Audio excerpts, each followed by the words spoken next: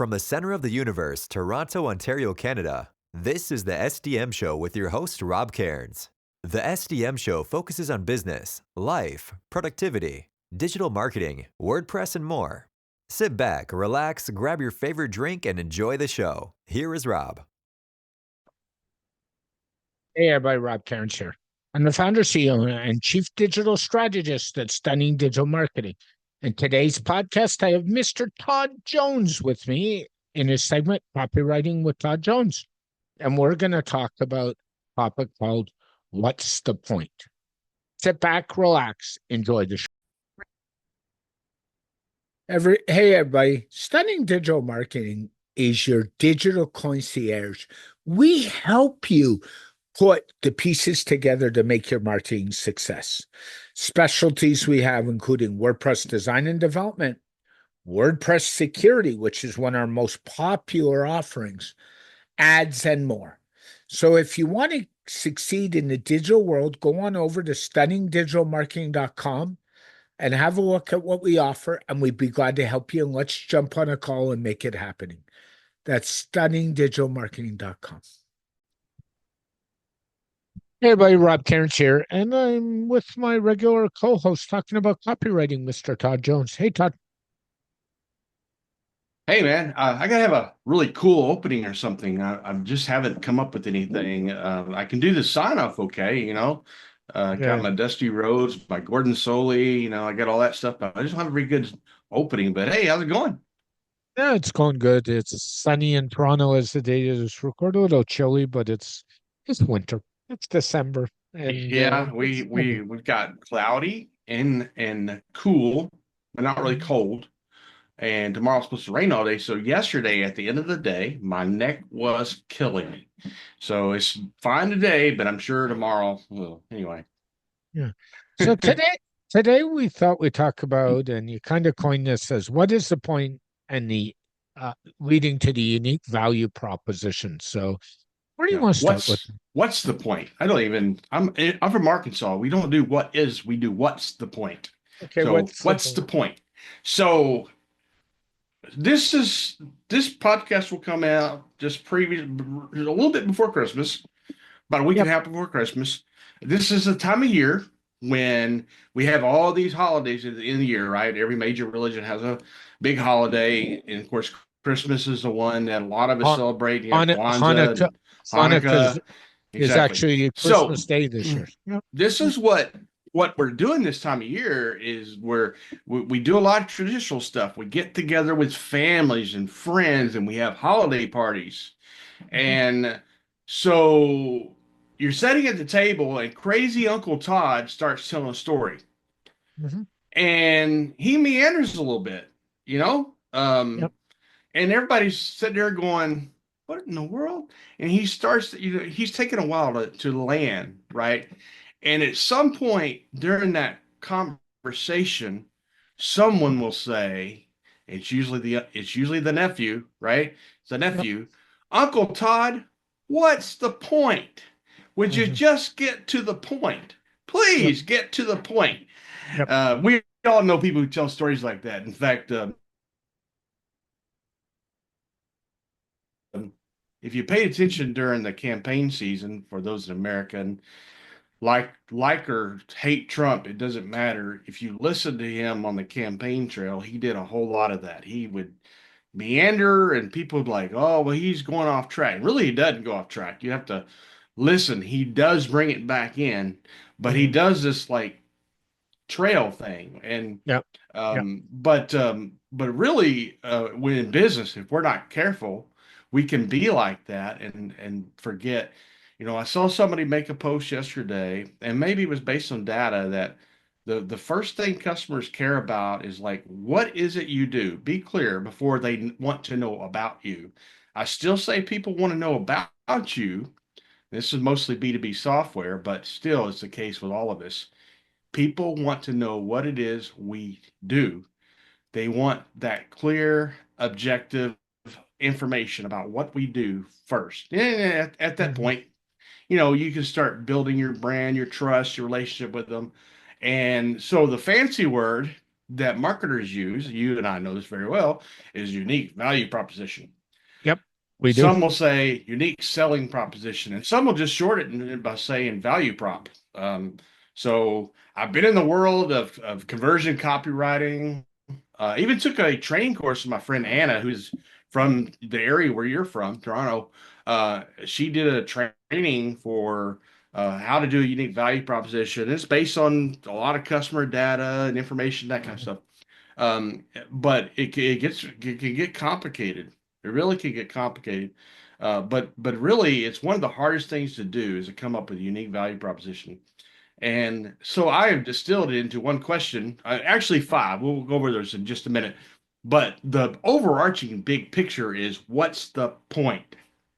So now, if you're a individual solopreneur, kind of like you and me and Ryan, and Devinder and Paul, and Rhonda, we do multiple things, right? We're trying to keep the Yep. lights on. So, but usually a software company, a service company, whatever, they do one major thing, and it's kind of like an umbrella for what we do.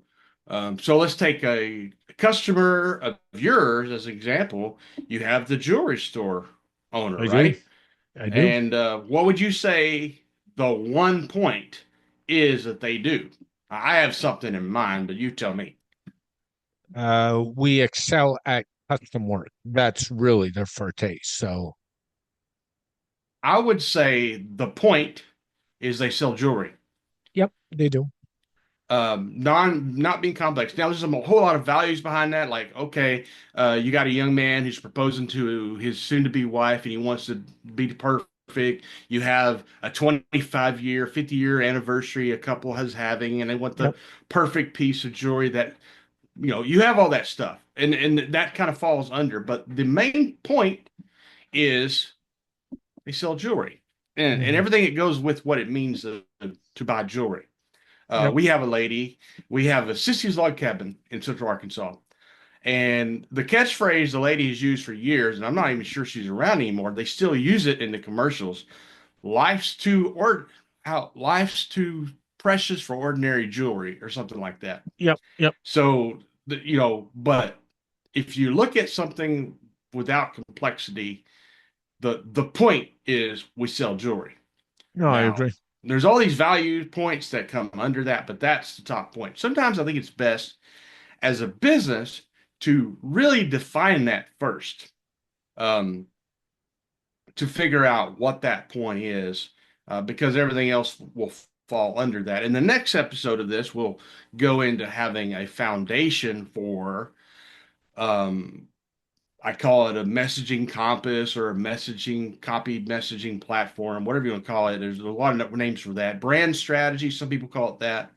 But if you look at that particular thing, that brand strategy, the message platform or whatever, and you look at it as an arrow or a spear, Yep. the very tip of that spear is the value prop. Mhm. That's the way I view it. And it's like the thing that guides thing in the direction you want to go. It's the North Star.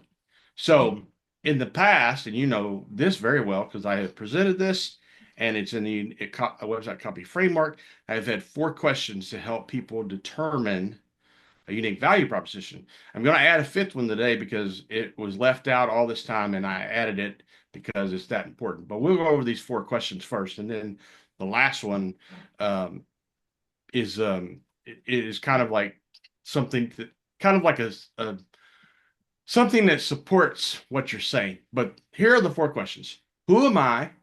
Yep. What do I do? Do. Who do I do it for? Mhm. And how do I do it differently Yep. or And I different? think the last one is so key actually, and Very much, yeah. That it comes if there's back nothing to else you get, the last one is probably the most important.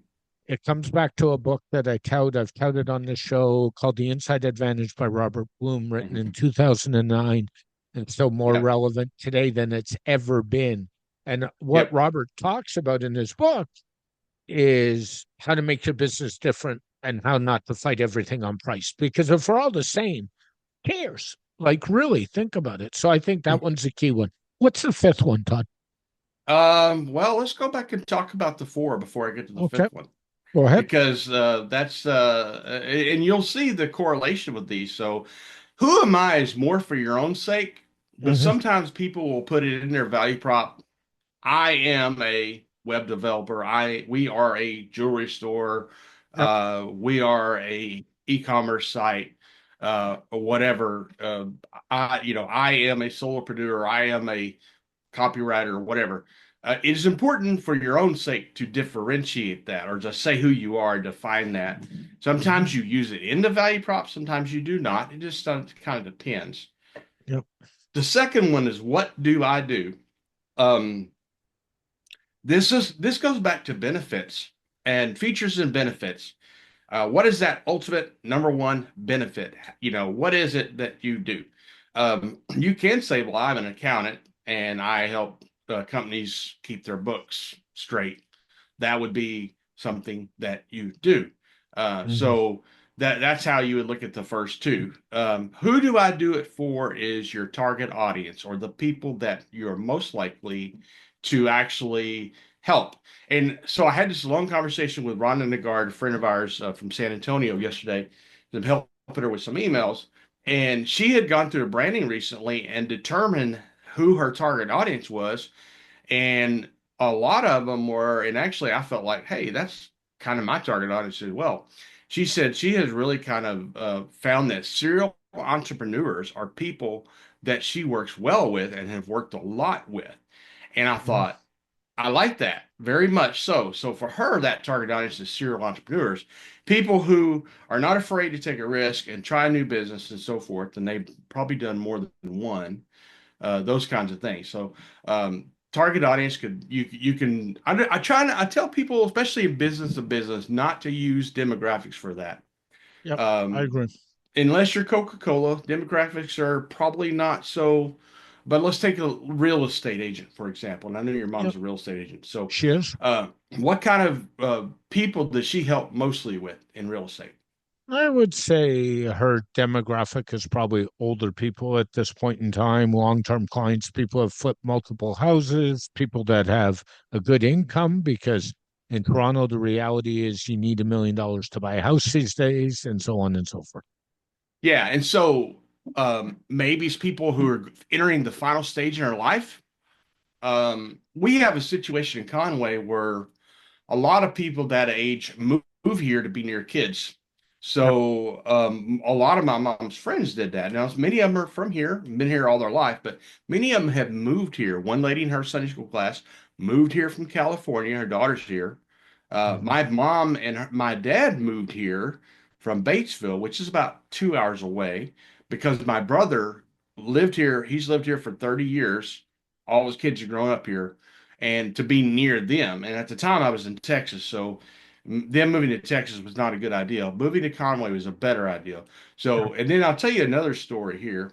I have a friend, actually, he used to work in the office right upstairs, right above me. His name is Danny. He ran a landscape business for a long time. I ran into him at the coffee shop the other day. Hey, what's going on? What have you been doing? Last year and a half, him and a friend or him and a partner have been doing a remodeling business. Now, here is Mhm. their target audience, Rob, and this is very specific. Um, they're remodeling homes for people who move here from California, Washington, Oregon, that area of the country, who sold their home probably almost the same size as the one they bought here. And it's like Toronto, right? $1 million. They probably sold their home for $1 million or whatever. They get here, they Yep. buy a house the same size, Yeah. $200,000. They've got $800,000 to spend. I'm just making numbers up, but you get the picture. They sold their home for a lot of Yep. money out there. They moved to Arkansas. They get something comparable for a whole lot less. So they have money to play with. Of course. They want to remodel their home and create a dream space. Mhm. This is a specific target audience. These are the people that they help. Who knows how long he'll be able to do that, but they're killing it right now. They Yep. do a I'm great sure. job, and they refer their friends to them. Hey, Ben, you got to use these guys. And so that is a specific target audience. That is who they do it for. Now, the last one, and I did not. We may come back and do a podcast episode about this down the road because it really deserves its own podcast episode. How do I do it different? Yep. Now, what's important here is, are you a product business or a service business? A product business, your differentiation is largely gonna be with the product you sell. For instance, I get targeted on Instagram all the time, and one of the things actually two things I get targeted with have to do with helping CPAP or sleep apnea. Do Yep. you have sleep apnea? I don't. My mom does. Okay, I have sleep apnea. I have the machine. My mom does. One is a mouth guard, and one of their clients, celebrity clients, is Shaq. Yep. I believe the other one is Joe Rogan. It's somebody like that, or maybe Dana White. I don't know. It's one of the, I get those two guys confused. But anyway, one of their target audience, celebrity customers is Shaq.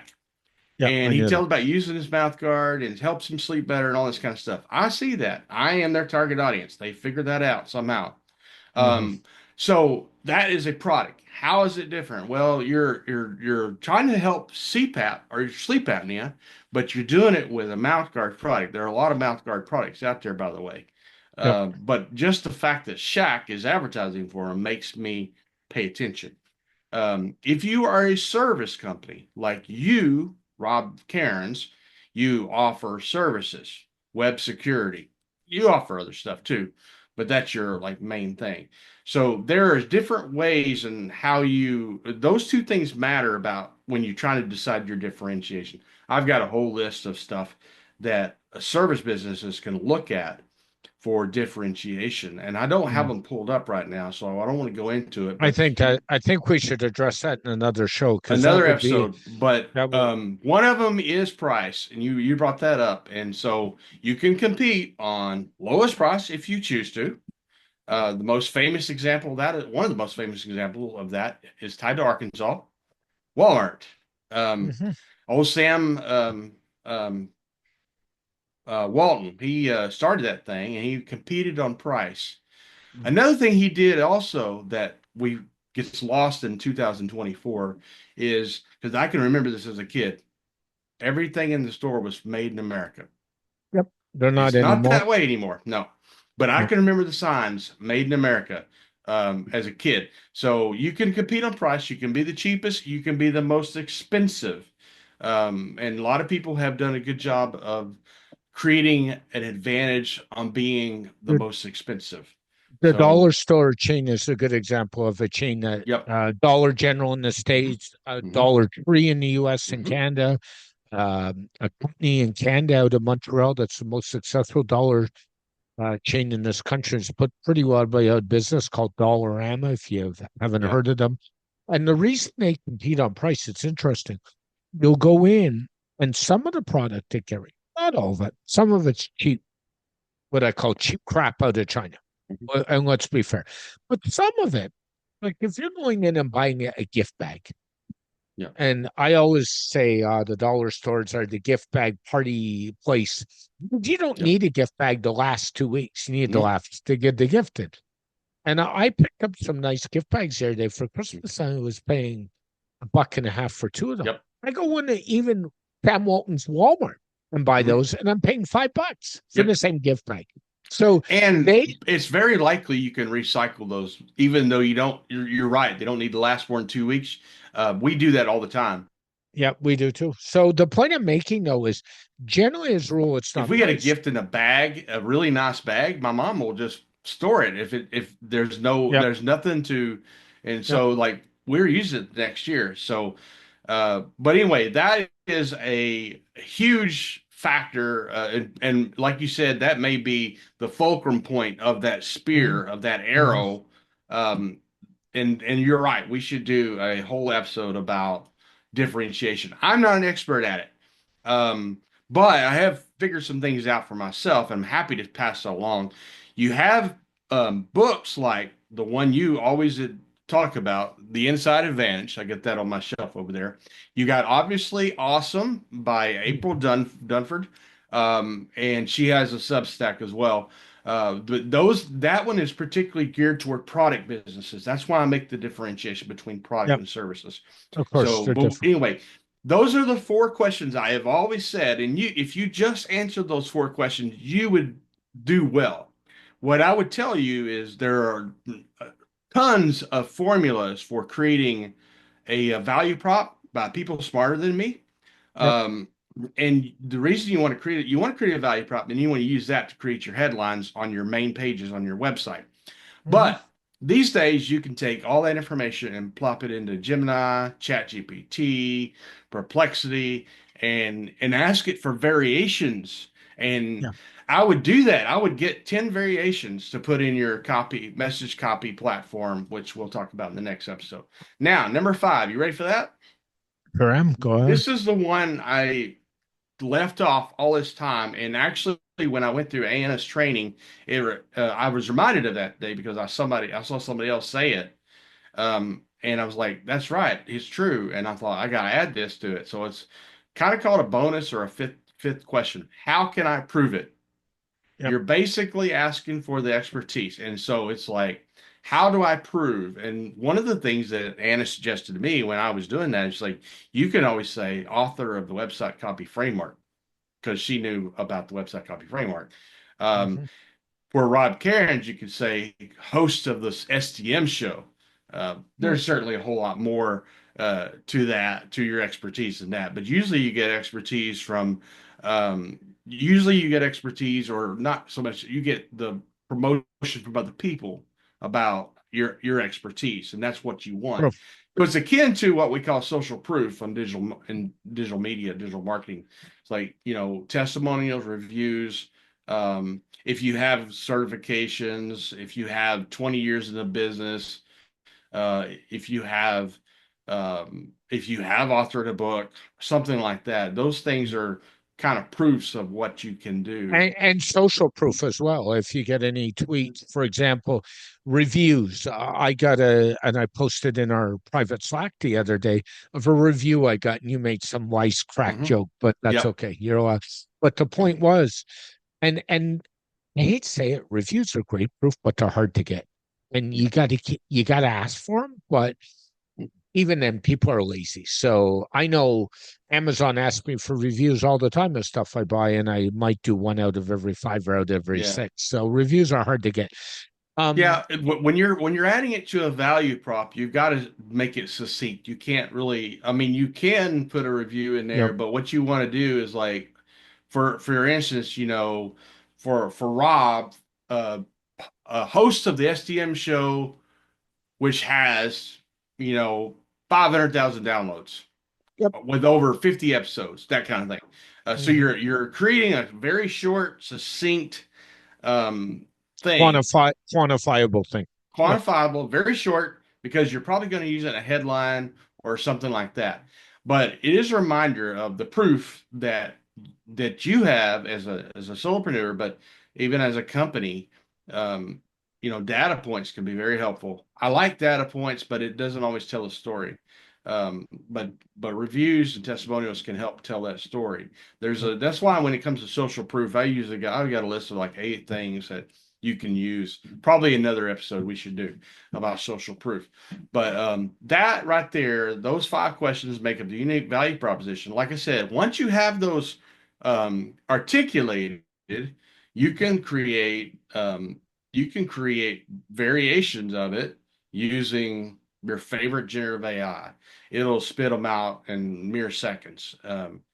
Now, in the old day, we would have probably just wrote them out about 10 different ways, about 10 different times. So, Mhm. and maybe we're a little more lazy with generative AI now, but it's like one time when I was on a call with Joanna Weeb from Copyhackers, and she said, "You need to write 50 different variations of your headlines." Like, I would now go to Gemini and say, "Hey, yeah, Gemini, give me 50 exactly. variations." I I know. guarantee you I where said I'd go. even blog posts. She said every headline is like, oh, she hit me in the gut with that, man. I was like, oh. Anyway, maybe it was 25, but anyway, 25 to 50.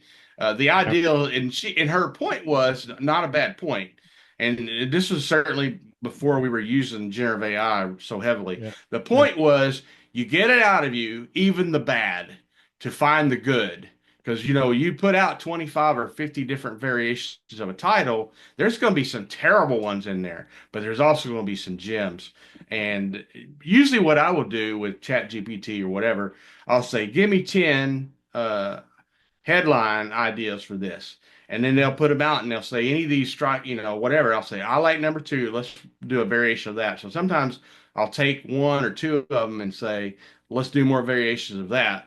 And sometimes I don't even use it, but for me, it sparks the juice to kind of create a better headline.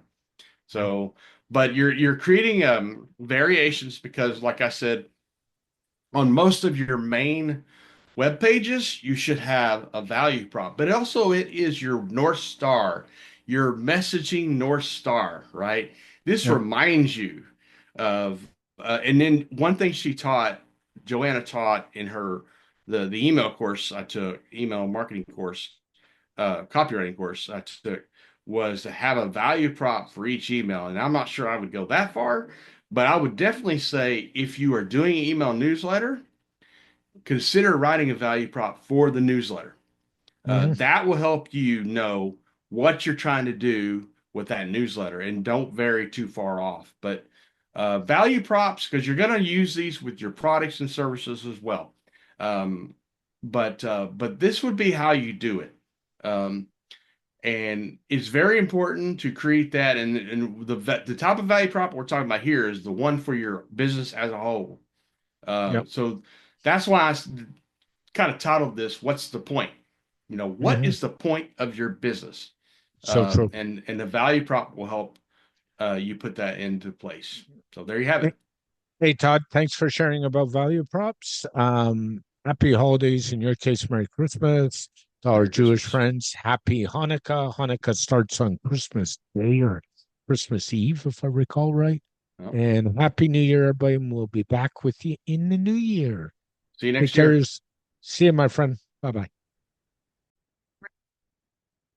Thank you very much for listening to the SDM Show.